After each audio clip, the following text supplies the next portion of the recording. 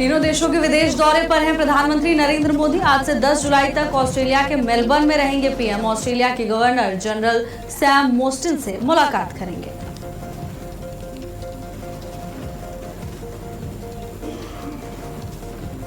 वाराणसी की टीएफसी पहुंचे सीएम योगी आदित्यनाथ। प्रदर्शनी का अवलोकन किया। छात्रों द्वारा लगाई गई प्रदर्शनी में शामिल हुए।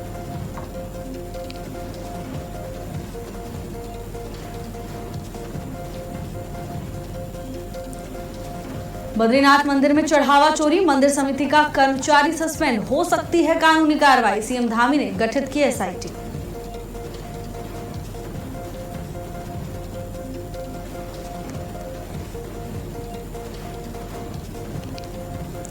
चढ़ावा चोरी के आरोपों में घिरे चंपत राय का एसआईटी को बड़ा जवाब। अनिल मिश्रा पर लगाए गंभीर आरोप। कहा बिना मेरी जानकारी बैंक से करार हुआ। दिल्ली में लगातार दूसरे दिन शुरू हुई बारिश। एनसीआर में कल तक के लिए बारिश का येलो अलर्ट। 13 जुलाई तक हल्की बारिश का अनुमान।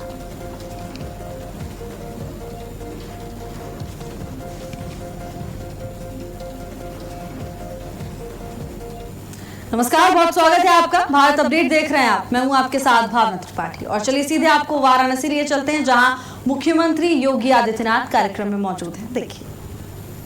नमः पार्वती पतिये हर हर।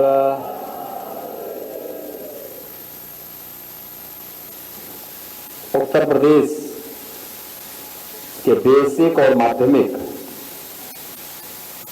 शिक्षा से जुड़ी हुई विभिन्न योजनाओं के शुभारंभ के अवसर पर बाबा विश्वनाथ के इस पावन नगरी में आयोजित आज के इस समारोह में मेरे साथ यहां पर उपस्थित उत्तर प्रदेश सरकार में मंत्रिमंडल के मेरे सहयोगी और इसी विधानसभा क्षेत्र से लोकप्रिय विधायक सुनील राजभर जी, प्रदेश सरकार में माध्यमिक शिक्षा के मंत्री और पेशे से जो स्वयं शिक्षक रहे हैं ऐसे श्रीमती गुलाब देवी जी, बेसिक शिक्षा के मंत्री श्री संदीप सिंह जी, प्रदेश सरकार के मंत्री श्री कुंवर ब्रजेश सिंह जी, जिला पंचायत अध्यक्ष श्रीमती पूनम मौर्य जी, महापौर श्री अशोक तिवारी जी, माननीय विधायक श्री नीलकंठ तिवारी जी, माननीय विधायक सौरभ श्रीवास्तव जी, माननीय विधायक श्री अवधेश सिंह जी, माननीय विधायक श्री त्रिभुवन राम जी, माननीय विधायक श्री सुनील पटेल जी, विधान परिषद सदस्य श्री धर्मेंद्र सिंह जी, अपर मुख्य सचिव बेसिक और माध्यमिक श्री पार्थ सारथी सिंह शर्मा जी, सीजीएम एसबीआई समेत प्रदेश के विभिन्न जनपदों में 404 स्थानों पर आयोजित आज के इस प्रकार के भव्य कार्यक्रम में उपस्थित हमारे बेसिक और माध्यमिक शिक्षा से जुड़े हुए सभी सम्मानित शिक्षकगण, शिक्षा मित्रगण, अनुदेशक, रसोइया और इस पूरी व्यवस्था का संचालन करने वाले शिक्षा विभाग के हमारे सभी अन्य अधिकारीगण, उपस्थित बहनों और भाइयों, मैं सबसे पहले बाबा विश्वनाथ की इस पावन धरा से, जो भारत की सांस्कृतिक राजधानी के रूप में जानी जाती है, भारत की आध्यात्मिक परंपरा की एक पौराणिक स्थली तो है ही, लेकिन प्राचीन ज्ञान की धरोहर का एक प्रमुख केंद्र भी रहा है। ऐसे काशी की इस धरा से इस आयोजन का शुभारंभ, इस योजना की सफलता को एक नई ऊंचाई तक प्रदान करने का एक बेहतरीन अवसर है।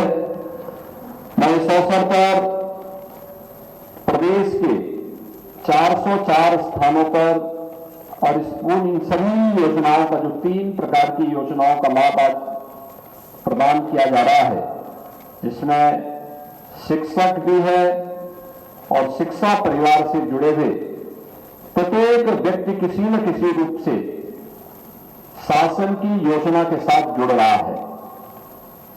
इन सभी योजनाओं के लिए मैं माध्यमिक और बेसिक शिक्षा विभाग से जुड़े हुए आप सभी सम्मानित शिक्षकों को, शिक्षा मित्रों को, अनुदेशकों को, रसोइयों को, वार्डन को और उन सभी बच्चों को जिनको आज बेसिक शिक्षा परिषद के स्कूलों में जो अध्ययन करते हैं उनको यूनिफॉर्म के लिए bag, books, shoes, socks, sweater आदि के लिए जो धनराशि डीबीटी के माध्यम से अंतरित की गई है, इसके लिए हृदय से बधाई देता हूं। मैंने जो पहले बताया 3 प्रकार की योजनाएं हैं। एक आपने मांगा नहीं था, लेकिन आपके स्वास्थ्य की चिंता हम सबको हो रही थी, और कैशलेस 5 लाख रुपए की सवार्षिक कैशलेस स्वास्थ्य की सुविधा। 12 लाख शिक्षक इससे लाभान्वित हो रहे हैं प्रदेश में। यानी इसमें शिक्षक भी हैं, शिक्षा मित्र भी हैं, अनुदेशक भी हैं और रसोइया भी है, वार्डन भी है। एक साथ इससे लाभान्वित हो रहे हैं 12 लाख केवल बेसिक और माध्यमिक शिक्षा से जुड़े हुए लोग। मैं इन सभी को इस योजना के लिए हृदय से बधाई भी देता हूं, आपका अभिनंदन भी करता हूं और ईश्वर से प्रार्थना करता हूं कि आप स्वस्थ रहें, उत्तम आरोग्यता को आप प्राप्त करें, यह हमारी शुभकामना है। दूसरा, जो बेसिक शिक्षा परिषद में 1 करोड़ 10 लाख बच्चों को पहले चरण में 1320 करोड़ रुपए की राशि उनके अकाउंट में अंतरित की जा रही है, उनके अभिभावक के अकाउंट में, जिनमें उनको 2 यूनिफॉर्म के लिए, बैग के लिए, बुक्स के लिए, स्वेटर के लिए, जूता मोजा के लिए ये राशि उपलब्ध कराई जा रही। प्रत्येक छात्र 1200 रुपये। हम लोग जब देते थे तो इसमें 800 रुपया हमारा खर्च होता था, लेकिन इसको और बढ़ा करके 1200 रुपये प्रति छात्र उपलब्ध करवाया जा रहा है। हमारा दायित्व बनता है कि हमारा विद्यालय अच्छा लगे। जैसे हम लोगों ने स्वच्छ और हरित विद्यालय के रूप में अभी 12 अपने आदर्श शिक्षकों को यहां पर सम्मानित किया है, जिनका राष्ट्रीय स्तर पर जिन्होंने अपने विद्यालय को पुरस्कार दिया है। तो स्वच्छता के साथ साथ विद्यालय के आंतरिक अनुशासन को बनाए रखने के लिए ये छात्र अपनी यूनिफॉर्म में आए, उनके पैरों में जूते मोजे हों, सर्दी का समय है तो उनको स्वेटर पहन करके आए। ये हमारा दायित्व बनता है कि अभिभावकों के साथ हम बैठ करके उनको इसके लिए तैयार करें कि बच्चे अपनी निर्धारित यूनिफॉर्म में bag, book, shoes, socks, sweater जहां जिस समय की आवश्यकता उस प्रकार की। कल मैं देख रहा था कि कुछ जगह बारिश पड़ी, अब छोटे बच्चे हैं तो बच्चे उसी यूनिफॉर्म में ही पानी में नहा रहे थे। हमारा दायित्व बनता है कि उन बच्चों को और अभिभावकों को पहले से इसके बारे में समझाएं, बताएं भी। वे अबोध है, उनको सही मार्ग प्रशस्त करना एक शिक्षक के रूप में, एक गुरुजन के रूप में आपका दायित्व है। हम आपका कर्तव्य है और आपका एक कर्तव्य राष्ट्रीय दायित्व भी है कि हम उनको ये बताएं कि नहीं, 3 दिन एक यूनिफॉर्म पहनो, 3 दिन दूसरा पहनो। गंदा होता है उसको धो करके रख लो, फिर एक गंदा होगा फिर दूसरा पहन लो। घर में खेलते समय दूसरे कपड़े पहनो। ऐसा नहीं कि वह बच्चा जा रहा है स्कूल, स्कूल से जाने के जूता मोजा पहन रहा है और फिर घर में जाकर के भी उसी में पहन करके वो सो भी रहा है, सारे कार्य कर रहा है। विद्यालय की यूनिफॉर्म अलग हो, घर में अपने सामान्य कामकाज करने का अलग हो, स्नान वगैरह करना है तो स्नान करते समय उस यूनिफॉर्म को उतारने का काम अलग हो। ये सभी अगर हम बताएंगे तो उनके लिए प्रेरणा होगी।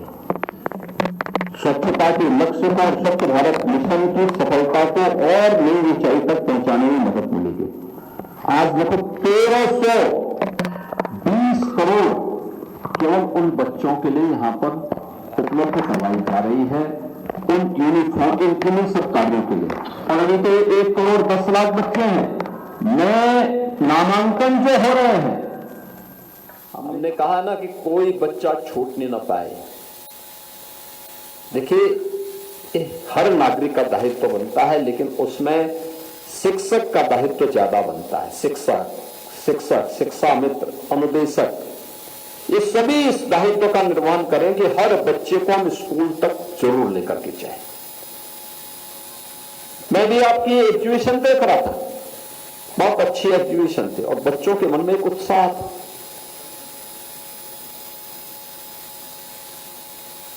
निपुण भारत अभियान के अंतर्गत मैं देख रहा था 3वीं क्लास के बच्चे बहुत अच्छे ढंग से वाक्य बनाने और उसको पढ़ने में स्वयं में निपुण दिखाई दे रहे थे। यानी भाषा का ज्ञान भी है, लेकिन साथ साथ अंक गणित का भी ज्ञान उन्हें वहां पर दिखाई दे रहा था। एक अच्छी शुरुआत है। प्रधानमंत्री मोदी जी का ये विजन है कि निपुण भारत अभियान में हर बच्चे को हम पारंगत कर सकें, उसके क्षेत्र में योग्य बना सकें। ये केवल एक शिक्षक के रूप में दायित्व नहीं, ये हमारा राष्ट्रीय कर्तव्य भी है। नींव मजबूत होगी तो उस मजबूत नींव में भव्य इमारत का निर्माण करने में हम सफल होंगे। सुदृढ़ नींव पर ही एक सशक्त भवन तैयार हो सकता है और उसका दायित्व आपके ऊपर है। उस दायित्व का निर्वहन आप कर रहे हैं तो सरकार ने एक और काम यहां पे किया है। अभी एमओयू एक किया है, तो एमओयू स्टेट बैंक के साथ हमारा हुआ है, यानी शिक्षा विभाग का स्टेट बैंक के साथ। आपको सामाजिक सुरक्षा की गारंटी, हर एक शिक्षक को भी, शिक्षा मित्र को भी और अनुदेशक को भी एक नई गारंटी दी जा रही है, जिसमें पहले तो ईश्वर करे कि कोई ऐसी घटना दुर्घटना न हो, लेकिन अगर कहीं भी कोई ऐसी स्थिति पैदा होती है, उन स्थितियों में जिसमें अस्थायी शिक्षक और कार्मिकों को जिनका वेतन 10,000 रुपए से अधिक है, उन्हें 10 लाख का ग्रुप टर्म इंश्योरेंस कवर, जिसमें 1 करोड़ का पर्सनल एक्सीडेंट कवर, 1 करोड़ का स्थायी दिव्यांगता कवर, 1.6 करोड़ का ईयर एक्सीडेंट इंश्योरेंस कवर के साथ ही किसी अनहोनी की दिशा में शिक्षक या कार्मिक के बच्चों की शिक्षा और पुत्रियों के विवाह के लिए भी एड ऑन कवर इसमें प्रदान किया जाएगा। यह एक नई सामाजिक सुरक्षा की गारंटी मिली है, जिसका अभी तक घोषणा नहीं हुई। आज यहां पे पहली बार इसको किया जा रहा है। भारतीय स्टेट बैंक के साथ मिलकर के उत्तर प्रदेश का माध्यमिक और बेसिक शिक्षा विभाग इस कार्यक्रम को लागू कर रहा है। आपकी कभी डिमांड नहीं थी इसकी, क्योंकि आपके मानकर चलते थे कि शिक्षक तो अमर हो गया है, तो ये तो आपके किसी के साथ हो सकता है, कोई भी घटना दुर्घटना किसी के साथ भी हो सकती है, लेकिन ये अलग से आपको एक नई सुविधा का लाभ दिया जा रहा है और देश के अंदर कहीं नहीं है। यूपी पहला राज्य है जो इसको लागू कर रहा है।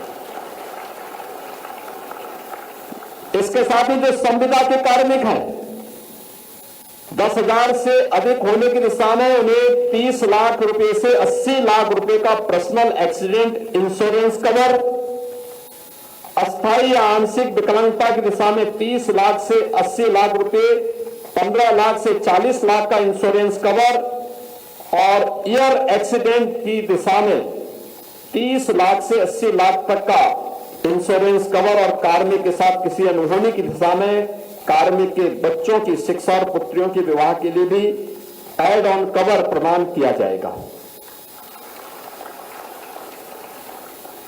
10,000 से कम नेट मासिक वेतन पाने वाले कार्मिक को जीरो बैलेंस अकाउंट का एटीएम या पर्सनल एक्सीडेंटल इंश्योरेंस पॉलिसी के आधार पर 2 लाख का एक्सीडेंटल इंश्योरेंस कवर भी इसमें प्रदान किया जाएगा। ये सभी प्रकार के लोग इससे आच्छादित हो जाते हैं, यानी रसोईया भी, शिक्षा मित्र भी। शिक्षा मित्र तो खैर बड़े उसमें आ गए, लेकिन आपके जो सामान्य अल्प वेतन भी भोगी हैं उनको भी ये सभी प्रकार की सुविधाएं आपको प्रदान की जा रही हैं, जिसमें आज अभी एमओयू हमारा भारतीय स्टेट बैंक के साथ में शिक्षा विभाग के अपर मुख्य सचिव ने यहां पर अभी किया है।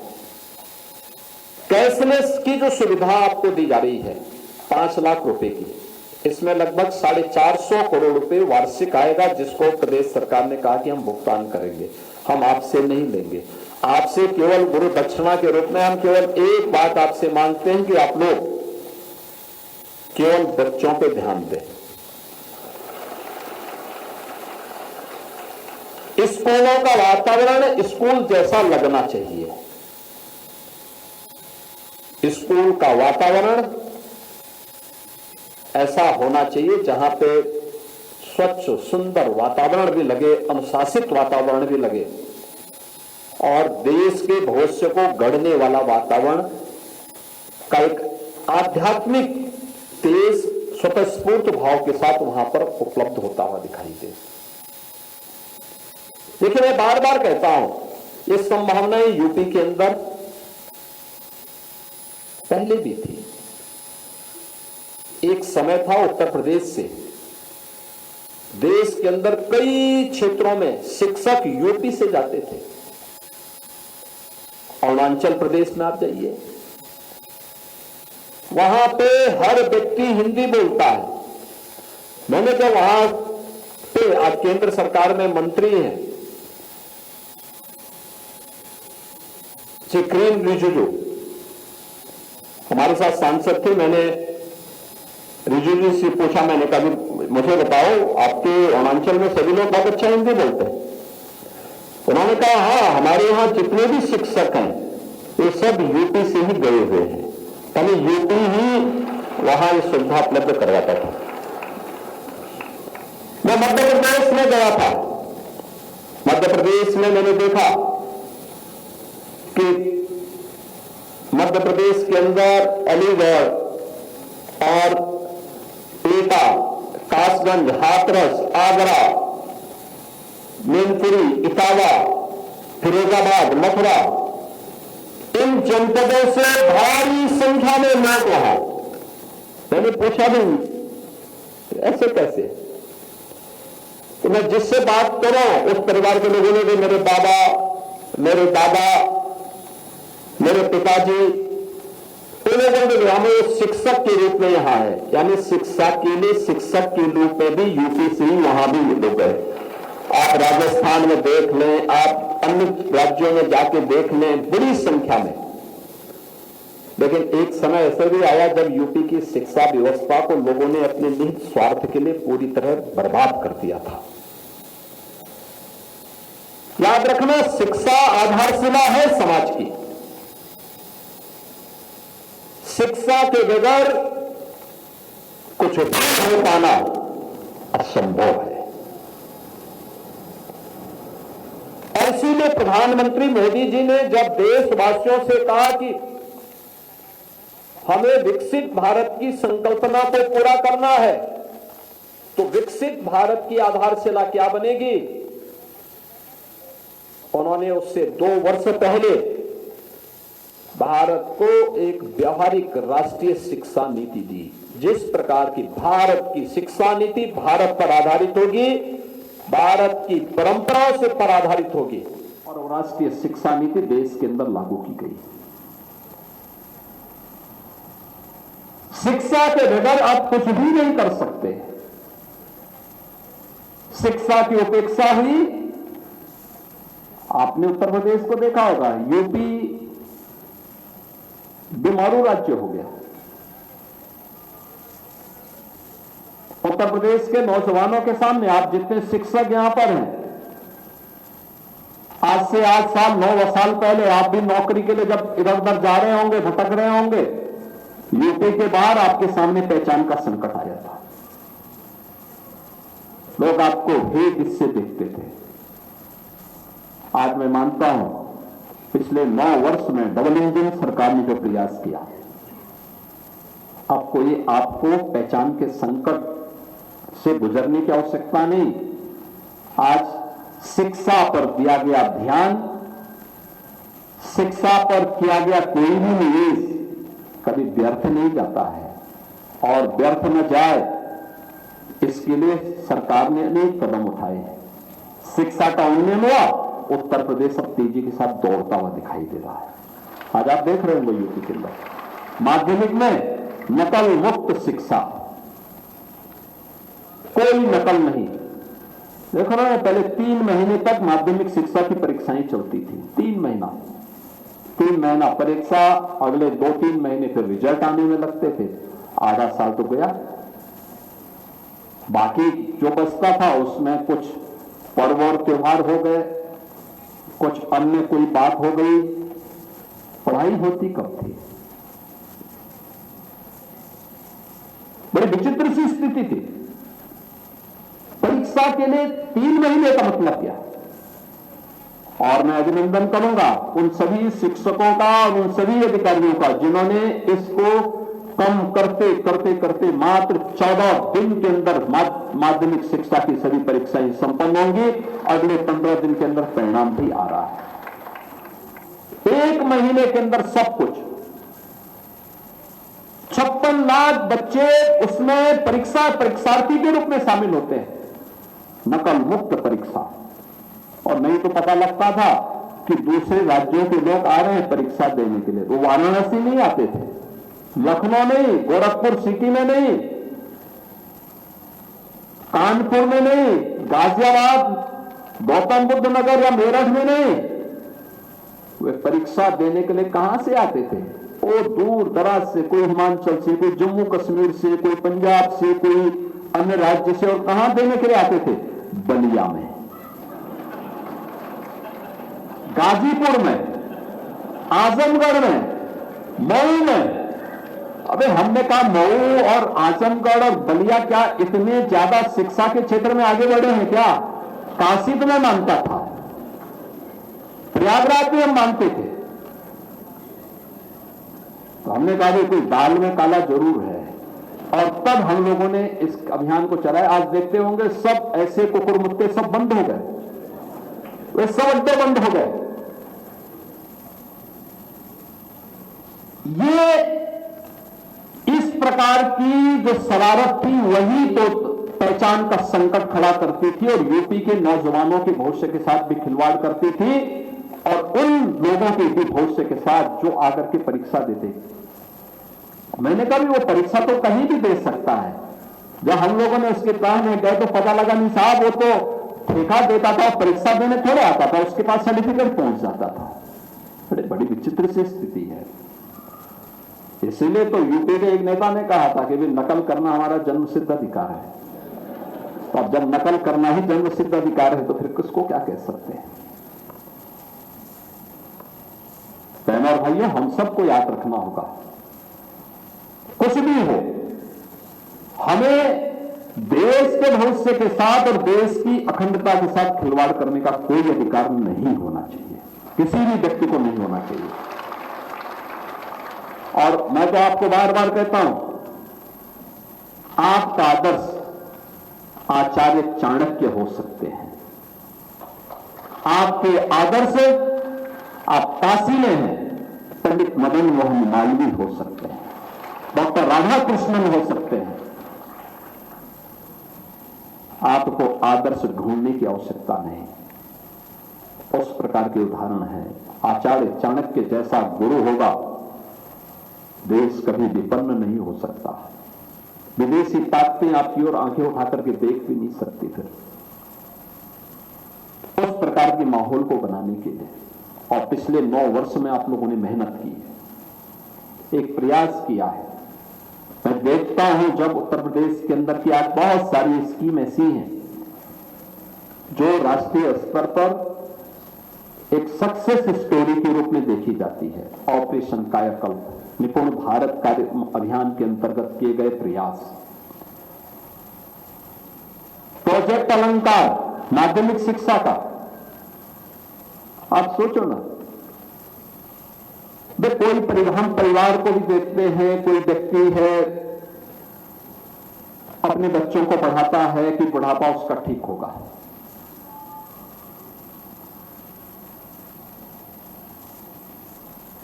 जिन स्कूलों में आपने अध्ययन किया है, उन स्कूलों में अगर कोई सुविधा नहीं हो पाई है तो हमारा दायित्व बनता है कि हम भी कुछ कंट्रीब्यूशन करें, कृतज्ञता ज्ञापित करना, यही है। वो हमारे लिए किसी मंदिर से कम नहीं है। वहां जाके प्रणाम करना, वहां के कार्यक्रमों में भागीदार बनना, उसके प्रति कुछ योगदान कर लेना। और पुराने विद्यालयों में मैं देखता था, वो गवर्नमेंट इंटर कॉलेजेज हैं, बालिकाओं के गवर्नमेंट इंटर कॉलेजेज हैं, शासकीय सहायता प्राप्त निजी क्षेत्र में से संचालित ऐसे विद्यालय हुआ करते थे। बहुत अच्छा काम किया था कभी उन्होंने, देश के लिए एक पीढ़ी को गढ़ने का काम किया था। लेकिन एक समय के बाद हालत उनकी बहुत खराब हो गई, बहुत खराब हो गई थी, कोई देखभाल न करने वाला नहीं। एक समय उनकी पहचान थी, वहां एडमिशन के लिए तो लोगों को तमाम सिफारिशें लगानी पड़ती थी, और तब भी कभी भी संबंधित प्रधानाचार्य या शिक्षक कभी हिम्मत नहीं आते थे, पूरी तन्मयता के साथ, पूरी मनोयोग के साथ उस कार्य के साथ जुटे रहते थे। समय के साथ गिरावट आई, फिर संसाधन भी नहीं शासन के द्वारा उपलब्ध करवाए गए, वे विद्यालय जीर्ण शीर्ण हो गए थे।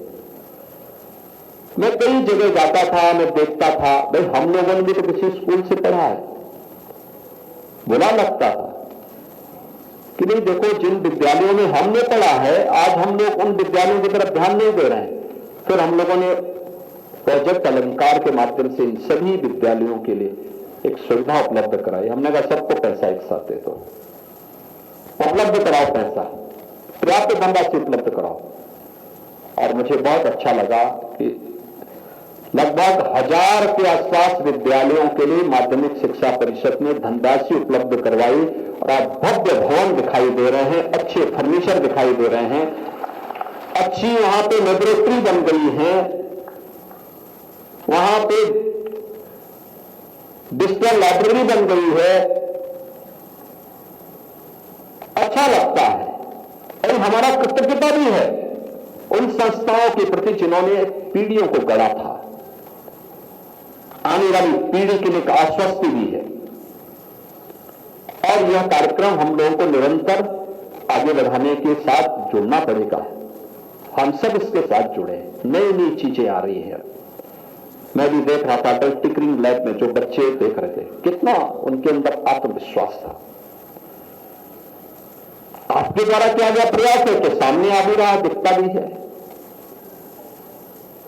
तो ये हम सब इन बातों को देखें, और जब हमें गिरावट नजर आती तो बहुत दुख भी होता है, क्या होगा देश का। मैं विश्वास करता हूं कि आज जो सुविधा दी जा रही है, आज जो कुछ ही नया कार्य शुभारंभ हुआ है, 3 प्रकार की चीजें। एक, कैशलेस की सुविधा, 12 लाख शिक्षक इससे लाभान्वित होने जा रहे हैं। 1 करोड़ 10 लाख बच्चों के लिए ये पैसा हमने दिया है, जो नया इनरोलमेंट आकर के जब यहां पे आ जाएगा, बेसिक शिक्षा परिषद उसके लिए भी विधेयक बना करके अपना कार्य प्रस्तुत करेगा, उन लोगों के पास से पैसा पहुंच जाएगा। इसके साथ ही जो सामाजिक सुरक्षा की बड़ी गारंटी प्राप्त हो रही है, यह एक बड़ी उपलब्धि है, और ये केवल शिक्षा विभाग ने पहले इस कार्य को कर दिया। अन्य विभागों को भी करना चाहिए और मुझे लगता है निजी क्षेत्र को भी इसके बारे में कार्य करना चाहिए। मैंने निजी क्षेत्र को भी कहा है कि भाई अगर बीमा कंपनियां इस दिशा में कार्य करते हैं या बैंकर्स इस दिशा में कार्य करते हैं तो हमें इस पहल को आगे बढ़ाना चाहिए, आगे बढ़ाना चाहिए। घटना दुर्घटना किसी के साथ हो सकती है तो बता करके नहीं आती है और यह गारंटी सुरक्षा की सबको प्राप्त होनी चाहिए और उसके परिवार को एक सामाजिक सुरक्षा की गारंटी मिलनी चाहिए जिससे वो असहाय न दिखे। आज तीनों प्रकार की सुविधाएं उपलब्ध होने, स्वच्छता और ग्रीन कवर के लिए जिन प्रधानाचार्यों को और शिक्षकों को आज सम्मानित किया गया है, इन सबको मैं बधाई देता हूं। इन तीनों प्रकार की सुविधाएं उपलब्ध होने के लिए भी आप सभी को मैं हृदय से अपनी बधाई देता हूं, अपनी शुभकामनाएं देता हूं। पूरे प्रदेश भर में जहां कहीं भी 404 स्थानों पर ये कार्यक्रम चल रहे हैं और जो इन कार्यक्रमों में भागीदार बन रहे हैं उनको भी, जो नहीं बन पा रहे हैं उनको भी इस अवसर पर मेरी मंगलमय शुभकामनाएं हैं। और मेरा केवल हम लोगों की केवल एक अपेक्षा है, उत्तर प्रदेश सरकार आपसे केवल एक अपेक्षा रखती है, एक अनुशासित वातावरण बनाना। उस अनुशासित वातावरण के माध्यम से देश के भविष्य को जितनी मेहनत हो सकती है प्यार से उन बच्चों को पढ़ा करके गढ़ने की आवश्यकता है। देश का भविष्य अच्छा हो जाएगा तो मैं मानता हूं हर नागरिक का भविष्य अपने आप अच्छा हो जाएगा और ये शिक्षा उसका माध्यम बनेगी। इस विश्वास के साथ आप सबके प्रति मेरी मंगलमय शुभकामनाएं हैं। धन्यवाद। जय हिंद। बहुत बहुत धन्यवाद माननीय मुख्यमंत्री जी, जोरदार तालियां। समय आदित्यनाथ ने कार्यक्रम का शुभारंभ किया है और सीधा लाभ इसका शिक्षकों को मिलेगा। मुख्यमंत्री ने मंच से संबोधित करते हुए कहा कि कोई भी बच्चा शिक्षा से वंचित ना रहे, ये सरकार का लक्ष्य है और शिक्षकों की जिम्मेदारी भी है। शिक्षक कैशलेस चिकित्सा योजना कार्यक्रम का आयोजन किया गया जिसका शुभारंभ खुद उत्तर प्रदेश के मुख्यमंत्री योगी आदित्यनाथ की ओर से किया गया। उन्होंने कहा कि लाखों शिक्षकों को इसका लाभ मिलेगा। शिक्षकों की जिम्मेदारी के बारे में बताया, समाज में शिक्षकों का जो योगदान होता है, जो पद होता है शिक्षकों का और क्या मायने होते हैं शिक्षक के, कितना जरूरी है शिक्षक समाज के लिए, तमाम चीजों का जिक्र करते हुए मुख्यमंत्री कार्यक्रम में नजर आए। तो शिक्षक कैशलेस चिकित्सा योजना कार्यक्रम का आज से शुभारंभ हो चुका है। बता दें कि शिक्षक दिवस के अवसर पर इसकी घोषणा की गई थी लेकिन अब इसे लागू किया जा रहा है। और फिलहाल के लिए मेरे साथ बस इतना ही। देश और दुनिया की तमाम बड़ी खबरों के लिए देखते रहिए भारत अपडेट। नमस्कार।